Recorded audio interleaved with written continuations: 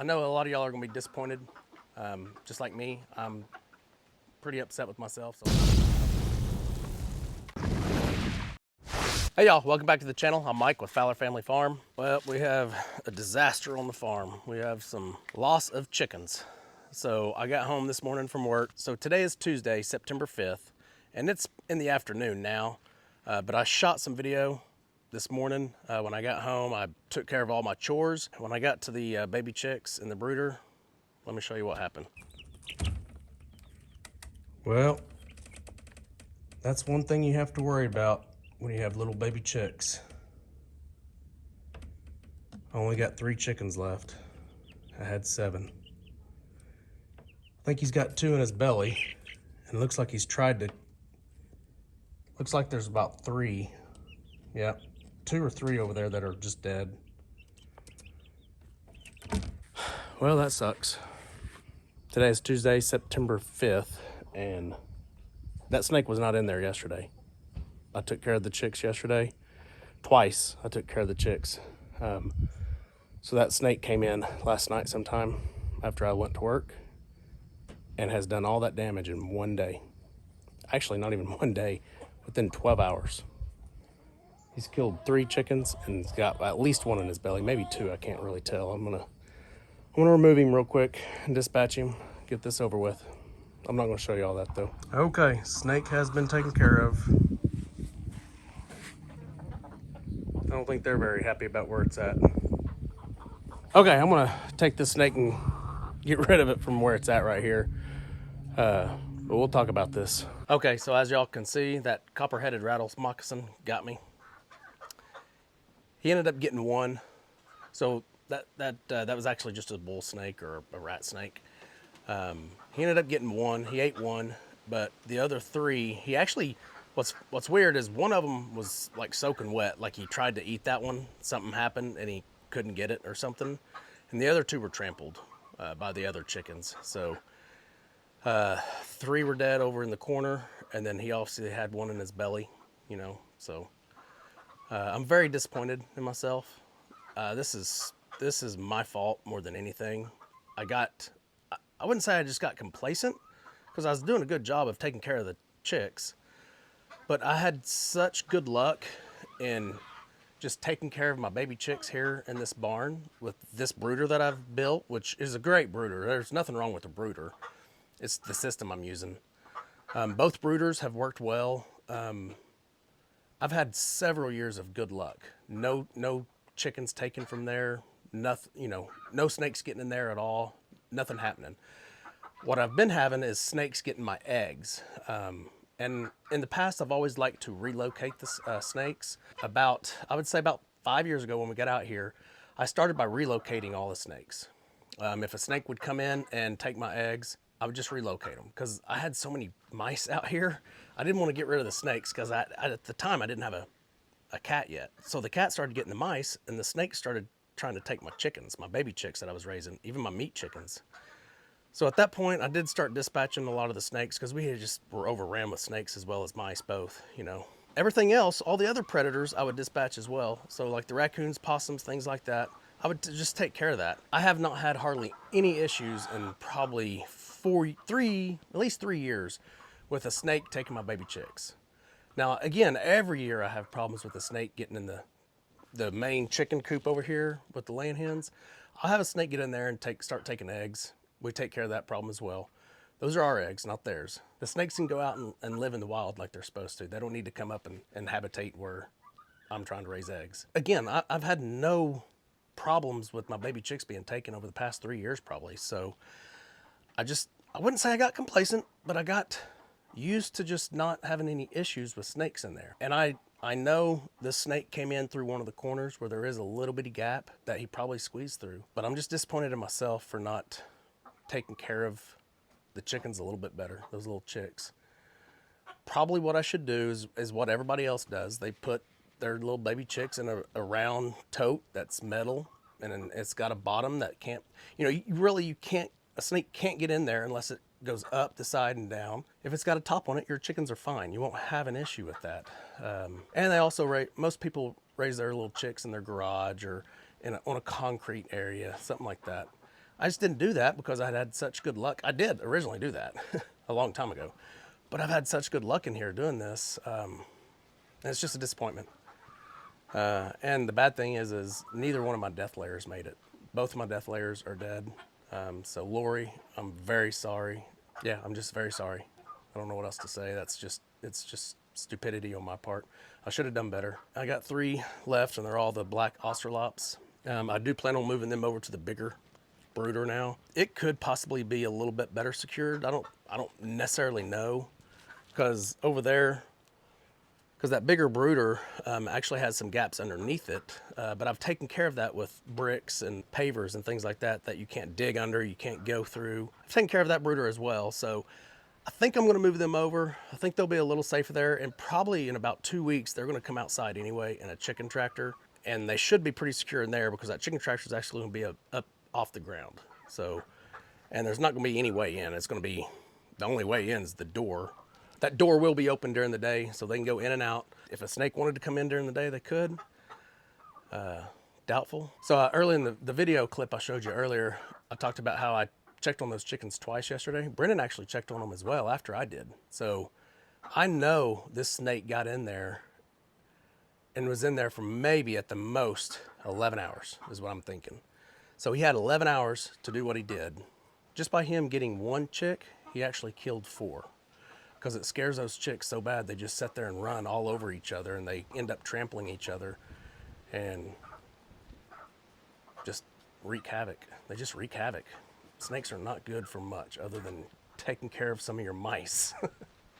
If that's all you have is mice, you don't have chickens around, leave them alone, let them take your mice. They'll do a great job. Yeah, so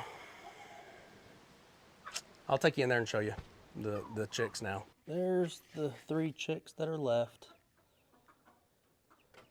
Kind of a disappointment. Again, Lori, I'm sorry.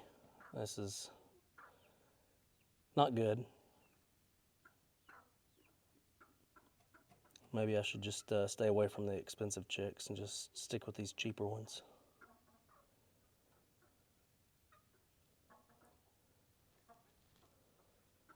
I do have the water and feed already over here. I cleaned this one out, that's why it's wet.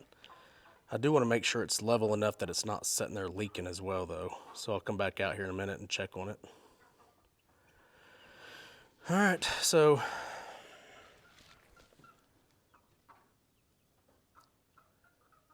you little girls be safe. I'm sorry you lost your friends.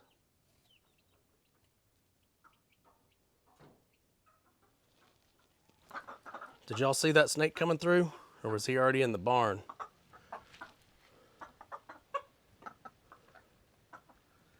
I poured out their old stuff right over here. Let these white chickens eat through it. So the little chicks have fresh feed.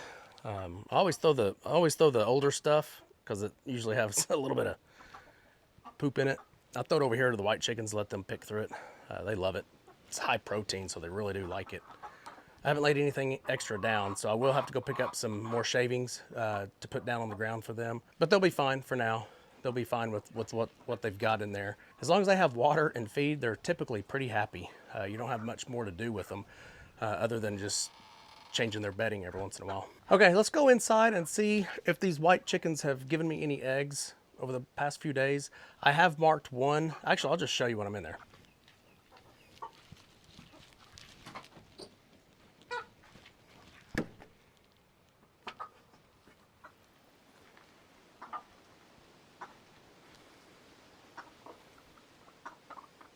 So that one there, y'all see the tail feathers, how they're starting to fall backwards and downwards in the back?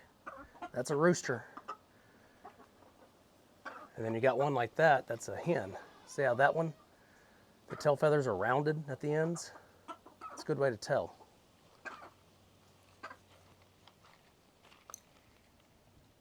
That might be a rooster. That one got hit with the short stick. It's a little bitty.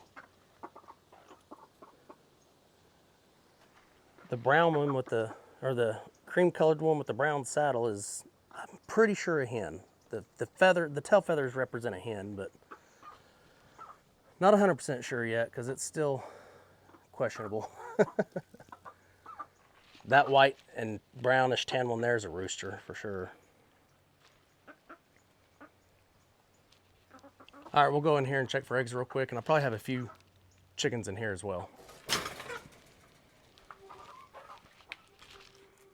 Yeah, there's several over here too.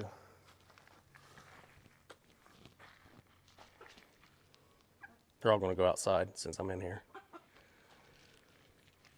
So, I think all the white ones are hens, except for maybe, that one possibly could be a rooster. I think it is a rooster. That white gray one back there is a rooster. And I don't know about this brownish frizzy one. It's hard to tell what their tail feathers do because they're doing all kinds of crazy stuff anyway, so we'll have to wait on that one. I think it's a rooster, but I'm not 100% sure. All right, so I know that set looks like 3 eggs, but it's actually only 2 because one of them has an X on it. So this one I'm keeping in here so that they continue to lay in one spot for now. And then eventually I will try to make sure they're laying in a couple of different buckets. Again, I cannot keep the hay in there without the lids. I do have lids that are cut halfway. Actually, they're not even cut halfway. They're cut like 20% of the lids left. That way they can't scratch their hay out. They can still step over it and through it, but they can't scratch their hay out like that. And I don't know where they're at. They may be under some of this bedding, to be honest with you. I have looked out in the barn out here in this area, and I just don't see them. So I'm probably gonna go buy 2 lids, because really I just need 2. I can cut 1 lid down for 2 buckets. So I really only need 2 lids. So I should just go buy some more of those. That way I can prevent them from scratching the hay out. It'll help my eggs stay a little bit cleaner.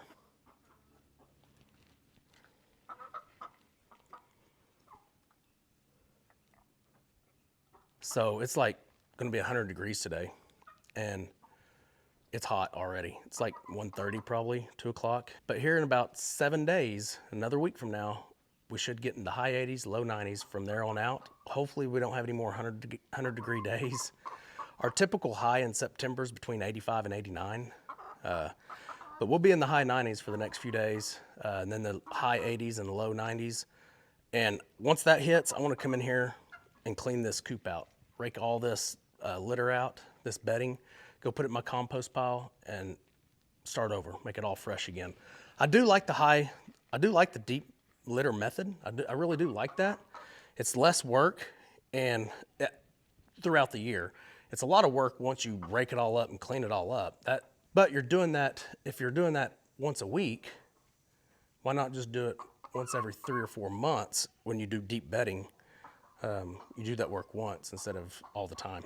So I'm pretty sure I have about 6 Leghorn hens in here, and I'm hoping I have 1 or 2 roosters, at least 1 rooster, Leghorn rooster, because that's what I really want to start. Here's another hen as well. I really want to start raising Leghorns up, producing Leghorns year round, because that's probably my favorite chicken. That's probably my favorite laying hen, to be honest with you. They're simple. They forage well on their own. They do great out here by themselves. Now, they're small. They're a little on the small side. They're 4 to 5 pounds. So they will be taken more often than other chickens. And plus they're white, so they get taken because of that. But that's one of the main reasons I bought these black Australops. You put a black chicken with these birds, and the black Australops are bigger too. And it typically keeps a lot of your aerial predators away. That's a good thing that's gonna happen, but these black Australops need another 8 to 9 months before I can put them over here with them, because they will get attacked until they're big enough to protect themselves. All right, y'all, I'm doing most of my videos under that tree originally, and then over here under the lean-to. It is so windy today. It's like 20, 25 mile an hour sustained winds with 30 to 35 mile an hour gusts consistently. It's terrible. It's great to keep you cool, but man, you cannot video on that stuff unless you have a mic. And even with my mic on, I stay over here where the wind's a little bit better. It's not as much wind. I know a lot of y'all are gonna be disappointed, just like me. I'm pretty upset with myself, so let me have it in the comments. I'm a man, I'm big enough to take it. I know I got some correction to do here on this. Those baby chicks, they completely depend on you. I mean, if there's no mother hen taking care of them, they completely depend on you. I should have done a little bit better job on this. Again, like I said, I'm not complacent in the fact that to take care of them. I was consistently checking on these chicks. I was complacent on the fact that I should have realized a snake could have gotten in there and they were still small enough for a snake to take. Even if a snake doesn't take them, a snake can kill them. Because I've 5 or 6 years ago, I had a snake little baby chick issue where the chicks were just big enough that the snake really couldn't swallow them, but he killed like 3 in one night, trying to I guess trying to swallow them because they were all soaking wet, like he was trying to swallow them or something. It was kind of weird. They were slimy, so I don't know what that was. I'm assuming that's what he did, was attacked them and couldn't swallow them, which was, one of these was like that. But again, these chicks completely depend on me to do all this for them, so it's my fault. I'll get better at this. I was just having such good luck in here, raising my chicks in here. I just didn't want to, I guess, change the system. All right, hopefully y'all aren't sad enough to give me a thumbs up, give me a comment, let me know what you think. We'll see you guys on the next video. Remember, do the good. Fowler family farm. Come on.